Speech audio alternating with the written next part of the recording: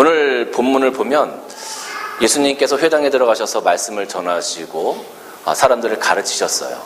그럴 때 그 대제사장들과 백성들의 장로들이 와서 예수님께 묻는 겁니다. 대체 당신이 무슨 권위로 이런 것들을 가르칩니까? 그때 예수님께서 대제사장들과 백성들의 장로에게 말씀하시는 거예요. 내가 너희에게 먼저 한 가지를 묻겠다. 세례 요한의 세례가 하늘로부터냐 사람들로부터냐?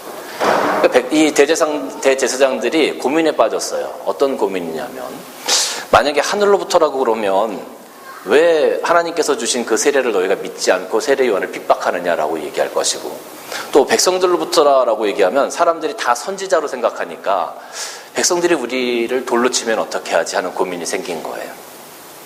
그러니까 예수님한테 대답을 주긴 줘야 되는데 대답을 줄 수가 없었어요. 그래서 이 대제사장들과 장로들이 우리가 알지 못하겠다 이렇게 빠져나간 거죠. 그러니까 예수님께서도 그러면 나도 너에게 대답하지 않겠다 이렇게 말씀하셨어요. 지금 여기에서 대제사장들과 예수님 사이에 권위에 대한 논쟁이 붙은 거예요. 예수님의 권위가 과연 어디에서 왔을까? 대체 당신이 무슨 권위로 이렇게 병도 고치고 말씀도 증거하고 이렇게 하나님의 말씀을 가지고 강해를 하느냐? 지금 이런 부분이거든요. 당신이 신학을 한 것 같지도 않고 당신이 어디서 배운 것 같지도 않은데 대체 무슨 권위로 예수님이 당신이 이렇게 말씀을 전하느냐? 지금 이런 부분이에요. 제가 권위라는 것을 국어사전을 한번 찾아봤습니다. 그랬더니 통솔하고 지휘하여 따르게 하는 힘 이렇게 기록이 되어져 있어요. 통솔하고 지휘하여 따르게 하는 힘. 그러니까 어떻게 보면 리더들이 가져야 되는 하나의 덕목 중에 하나가 이런 부분이 아닌가 싶기도 해요.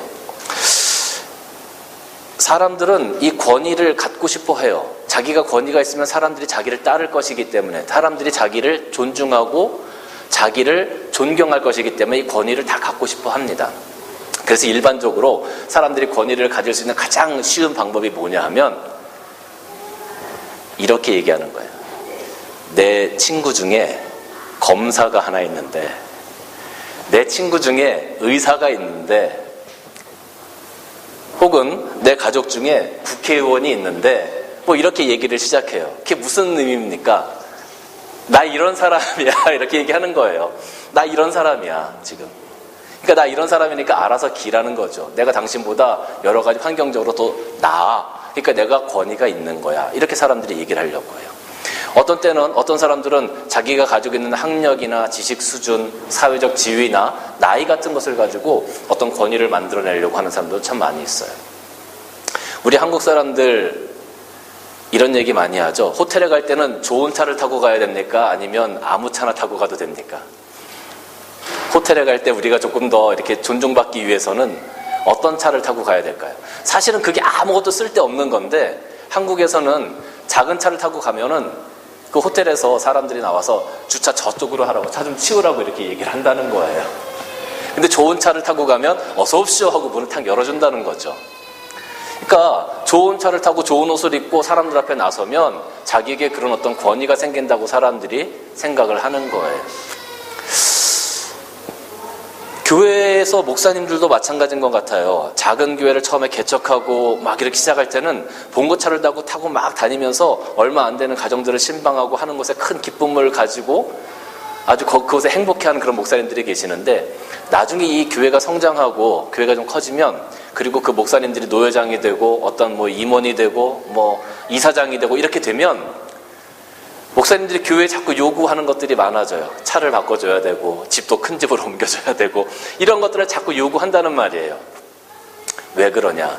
그런 것에서 자기가 어떤 권위를 드러내고 싶어하는 그런 욕심들이 자꾸 생기는 것 같아요. 그러다 보니까 사람들이 다 이렇게 자기 스스로 어떤 권위를 갖기를 원하기 때문에 자기 스스로 권위 있는 그런 부분들을 자꾸 이야기하고 보여주고 나타내고 싶어하는 것들이 참 많다라는 거죠. 근데 사실 이런 권위는요, 어떻게 보면 자기 스스로 만들어내는 권위입니다. 사람들이 인정하는 권위가 아니거든요. 사람들이 그 사람 앞에서 예 그렇습니까 하고 고개를 숙일 수는 있지만 뒤돌아서면 다 그 사람 욕해요. 뭐 저런 걸 자랑하고 그래? 저런 쓸데없는 걸 가지고 사람의 그릇이 저거밖에 안 되나? 사람들이 앞에서는 내내 할지 모르지만 뒤돌아서면 다 그것을 인정하지 않는 거죠. 자기가 만들어낸 권위는 아주 쓸데없는 겁니다. 그런데 다른 권위가 하나 있어요. 제가 예전에 어떤 시사 프로그램을 하나 봤는데 거기에 덴마크 국회의원들의 생활이 잠시 소개가 되었습니다. 국회의원을 쫓아갔는데 국회의원이 아침에 자기 집에서 일하는 곳으로 국회 그 의사당 같은 곳이 있죠. 사무실로 막 달려나가는데 자전거를 타고 백팩을 메고 자전거를 타고 막 출근을 하는 거예요. 국회의원들이. 그리고 그 끝까지 쫓아가서 들어가 보니까 사무실이 정말 요만해요. 한 서너 평 되는 사무실에 책상 서너 개가 있어요. 그렇게 놓고서 거기서 산더미 같은 서류들을 막 검사하고 서류들을 조사하고 막 그러더라고요. 보좌관들이 없더라고요. 한국에서는 기본적으로 보좌관이 뭐 7명인가가 나온대요. 그런데 거기 이 덴마크는 보좌관이 없는 거예요. 그 국회의사당에 있는 사무처 직원들을 활용해야 되는데 국회의원들이 다 자료를 요청하니까 이 사람이 너무 바쁜 거예요. 그러니까 자기 순서를 기다리려고 하면 너무 시간이 많이 걸리니까 결국은 어떻게 하냐면 자기가 직접 도서관에 가서 자료를 찾고 막 하는 거예요. 국회의원들이. 어떤 권위를 내세우지 아니하고 자기 일에 겸손히 최선을 다할 때 결국은 그 국민들이 그 국회의원들을 존경하고 바라보면서 그 권위를, 국민들이 권위를 국회의원들에게 주게 된다는 거죠. 그래서 국회의원들이 하는 것들을 따라가고 국회의원들이 하는 말을 믿고 그들을 더 존중하고 이런 일들이 생겨진다는 거예요. 제가 예전에 호주에 와서 이제 저희 아이들이 어릴 때 초등학교 프라이머리 스쿨에 그 뭐 좀 일이 있어서 교장 선생님을 만나러 갔습니다. 교장 선생님을 만나러 갔는데 제가 그 교장 선생님을 만나고 나서 깜짝 놀랐어요. 정말로 그 오피스로 들어가니까 오피스 옆에 이런 창고 같은 곳이 하나 있어요. 그 창고 같은 방인데 정말 뭐 한 두세 평 정도 되는데 책상 하나 달랑 있고요. 옆에 캐비넷 하나 있고 그게 교장실이더라고요. 교장 선생님이 거기 앉으셔서 그 책상도 좋은 책상이 아니고요. 정말 이런 말씀 드리면 죄송하지만 우리 같으면 다 갖다 버려야 할 만한 그런 책상. 그 책상 놓고 학부모하고 면담을 하는 거예요. 거기서. 그게 교장실이에요. 근데 한국 같으면 초등학교 교장 선생님 교장실 제가 한번 들어가 본 적이 있거든요. 예전에 얼마 전에 아주 그냥 고급 의자 소파가 쫙 있고요. 교장 선생님 책상이 얼마나 큰지 몰라요. 아마 그 책상이 여기 있는 교장 선생님 방만 할 거예요. 조금 과장을 하자면. 좋은 가구들로 그 방을 치장해 놨는데 얼마나 사치스러운지 몰라요. 근데 여기 교장 선생님들은 정말 그 초라한 방에 의자 하나 놓고 그렇게 일을 하시더라고요. 그런데도 여기에 있는 많은 사람들이 그 교장 선생님들 존경해요. 학생들이 교장 선생님 좋아해요. 교장 선생님의 제일 첫 번째 일이 뭐냐면 학생들의 이름을 다 외우는 거라고 하잖아요. 근데 한국은 그렇지 않죠. 한국은 보여주는 것에 집중하는 반면에 이 호주나 다른 선진국들 같은 경우는 그 권위를 얻기 위해서 겸손히 자기의 모든 것들을 내놓고 최선을 다해서 자기 일을 감당하는데 자기의 모든 것들을 집중한다라는 거예요. 그러니까 처음에 제가 말씀드린 권위는 자기 스스로 만들어가는 권위였어요. 그것은 사실 제대로 된 권위라고 할 수 없죠. 제가 두 번째 말씀드린 것은 내가 겸손히 나의 모든 것들을 다 최선을 다해서 할 때 그것을 사람들이 인정하고 주위에 있는 사람들이 나에게 주는 권위예요. 그러면 주위에 있는 사람들이 나를 인정하고 나에게 그런 권위를 줬을 때 우리가 어떤 이야기를 하거나 어떤 것을 하자고 할 때 주위 사람들이 모든 것들을 다 따라올 수 있을 만큼 나를 믿고 따라올 수 있을 만큼 그러한 어떤 권위를 얻게 된다는 거죠. 사실 이런 권위가 우리 세상에서 가장 좋은 권위의 모델이라고 할 수 있습니다. 그런데 여러분, 우리가 인본주의 사회에서 가장 좋은 권위의 모델은 분명히 사람들이 우리에게 주는 권위예요. 자, 그런데 우리는 세상에 살고 있긴 하지만 우리는 교회라는 특별한 어떤 조직이 있습니다. 그리고 하나님께서 우리를 불러서 이 땅에 세우신 그리스도인이라는 특별한 신분이 있어요. 우리 교회와 그리스도인들은 또 하나의 어떤 권위가 있어요. 그것이 무엇이냐면 바로 하나님께서 주시는 권위입니다. 하나님께서 이 땅에 그 독생자 아들을 보내셔서 교회를 세우셨어요. 그 핏값으로 교회를 세우셨어요. 그리고 죽을 수밖에 없는 우리 죄인들 한 사람 한 사람을 지명해서 우리를 구원해 주셨어요. 어두운 가운데 있을 수밖에 없는 우리들을 구원하셔서 하나님의 자녀 삼아 주셨고 오늘날과 같이 우리가 얼굴을 빳빳이 들고 살아갈 수 있게끔 만들어 주셨어요. 사실 우리가 가진 죄를 생각하면 우리는 얼굴을 들고 살아갈 수 있는 사람들이 아니에요. 얼마나 부끄러운 사람들입니까? 그런데 오늘날 우리가 이렇게 살아갈 수 있는 것, 우리가 이렇게 영광 가운데 살아갈 수 있는 것은 하나님께서 우리에게 주신 그 권위 때문에 그렇습니다. 이 권위는 세상이 이길 수 없는 권위, 세상이 줄 수 없는 권위예요. 아주 특별한 거예요. 하나님께서 특별히 우리를 선택해 주셨기 때문에, 하나님께서 특별히 우리를 선택해 주셨기 때문에 우리가 가질 수 있는 권위예요. 이 권위를 통해서 우리는 세상을 이겨나갈 수 있고, 세상이 우리를 유혹한다 해도 그것을 이겨낼 수 있는 믿음이 생겨지게 됩니다. 그리고 이 권위를 통해서 우리는 세상을 변화시켜 나아갈 수 있는 그런 역할도 감당하게 되어지죠. 자, 그런데 만약에 우리가 하나님의 권위를 가지고 천국에서 살아간다, 하나님의 나라에서 살아간다라고 생각을 하면 사실은 다른 것이 아무것도 필요 없어요. 하나님께서 주신 이 권위 하나만 가지고도 충분합니다. 그런데 우리가 지금 살고 있는 세상, 우리가 살고 있는 곳이 하늘나라가 아니란 말이에요. 우리가 살고 있는 곳은 어디입니까? 이 세상이란 말이에요. 이 땅이란 말이에요. 이 땅에서 우리가 그리스도인으로, 우리가 교회를 세워가면서 하나님의 사명을 감당하면서 살아가는데, 하나님의 권위만 가지고 하나님의 권위가 있으니까 우리가 이 땅에서 이렇게 권위를 가지고 살아간다라고 얘기하면, 이 땅에 있는 많은 사람들이 그 권위를 믿는 사람도 있고 믿지 않는 사람들도 있기 때문에 그걸 인정하지 않는단 말이에요. 하나님의 권위를 인정하지 않는 사람들이 너무나 많단 말이에요. 그러니까 우리가 하나님의 권위를 가지고, 우리 그리스도인다, 우리는 죄사함을 받았다라고 얘기를 해도 그들이 믿지 않고 그들이 따라오질 않아요. 그들이 인정해 주질 않아요. 여기에 문제가 있어요. 그래서 우리가 그들에게 하나님의 권위를 억셉할 수 있게끔, 받아들일 수 있게끔 만들어야 됩니다. 그리스도인들이, 교회가 하나님의 권위를 이 땅에 믿지 않는 사람들이 받아들일 수 있게끔 만들어가야 돼요. 그럼 어떻게 우리가 그걸 만들 수 있을까요? 어떻게 하나님의 권위를 이 땅에 있는 사람들이 받아들일 수 있도록 만들 수 있을까요? 저는 요한복음 13장에서 그 해답을 한번 찾아봅니다. 우리 요한복음 13장 말씀 같이 한번 읽겠습니다. 시작. 새 계명을 너희에게 주노니 서로 사랑하라. 내가 너희를 사랑한 것 같이 너희도 서로 사랑하라. 너희가 서로 사랑하면 이로써 모든 사람이 너희가 내 제자인 줄 알리라. 너희가 서로 사랑하라. 그러면 모든 사람들이 그 사랑함을 통해서 너희가 내 제자임을 알리라.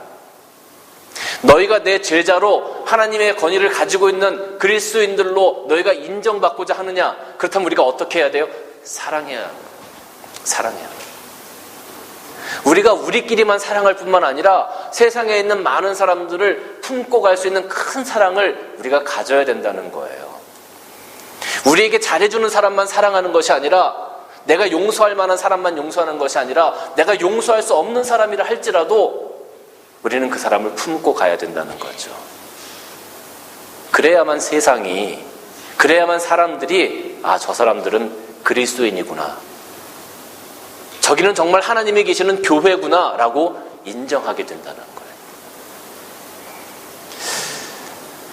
여러분, 아까 제가 두 번째 권위를 말씀드릴 때, 우리가 우리의 할 일을 겸손히 최선을 다할 때 사람들이 우리에게 권위를 줍니다라고 얘기했어요. 그죠?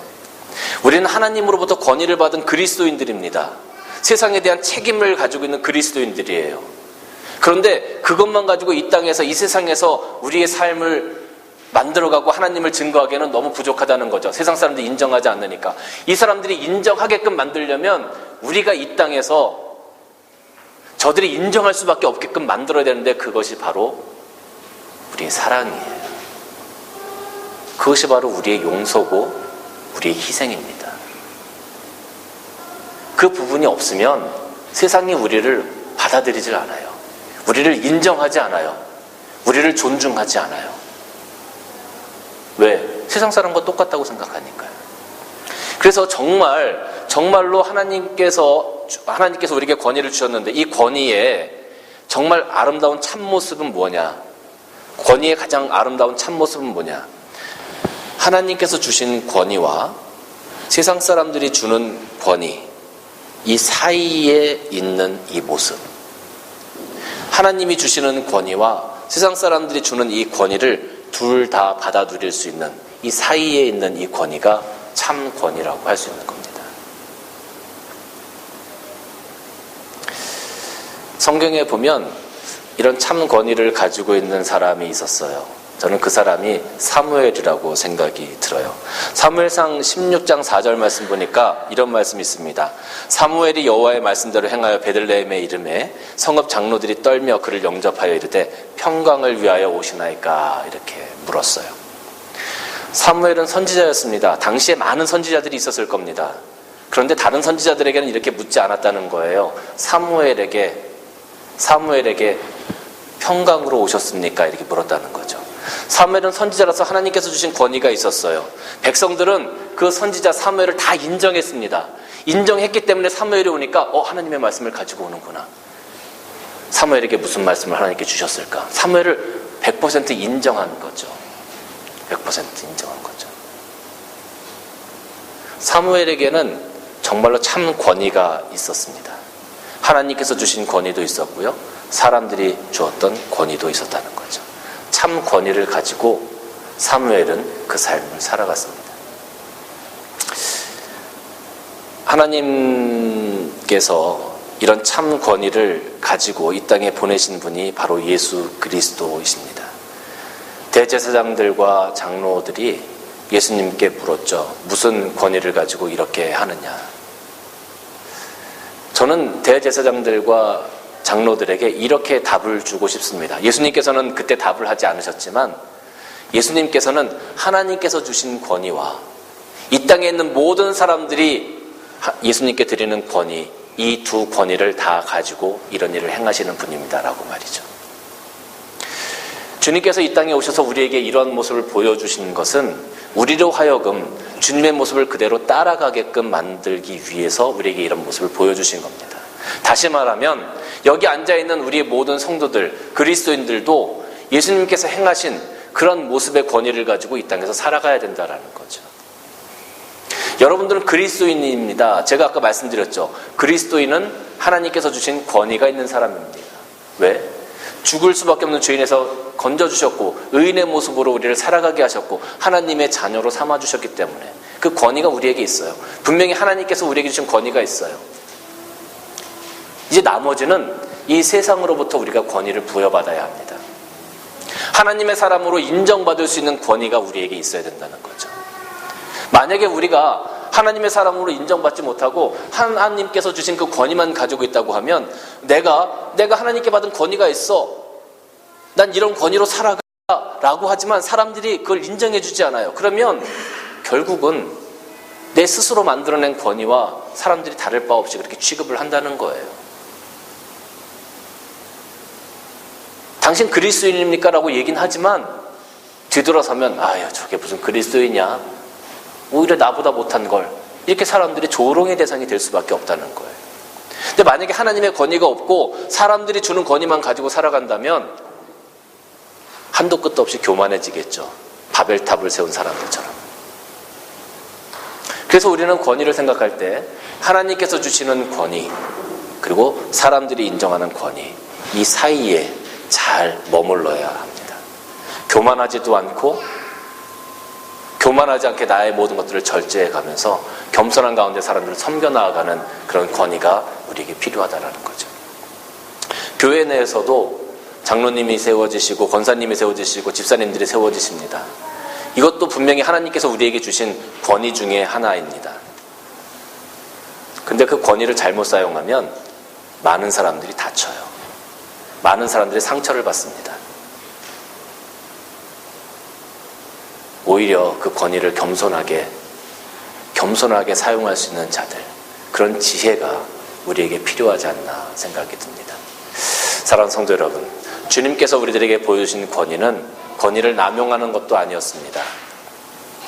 오히려 그 권위를 절제하고 자기보다 못한 사람들을 섬겨주시는 그런 권위였습니다. 사랑을 보여주시는 그런 권위였습니다. 그런 권위로 말미암아 약한 자들을 찾아가셨고 그런 권위를 가지고 죽어가는 자들을 살리셨고 상처받은 자들을 세워주셨고 싸매주셨습니다. 그리고 그런 권위를 가지고 우리를 위해 채찍에 맞으셨고 십자가에 달려 돌아가 주셨습니다. 그런 권위 있는 사랑을 오늘날 우리 그리스도인들이 따라가야 되지 않겠습니까? 그런 모습으로 우리가 살아간다면 아마 정말 하나님께서 기뻐하시는 그리스도의 제자된 삶, 그런 부분들을 이 땅에서 우리가 마음껏 사람들에게 보여주고 또 하나님의 나라를 위해서 충성하는 그러한 모습들이 우리 삶 가운데 있으리라고 생각이 듭니다. 그러한 모습으로 살아가시는 여러분들이 다 되시기를 주님의 이름으로 간절히 축원합니다.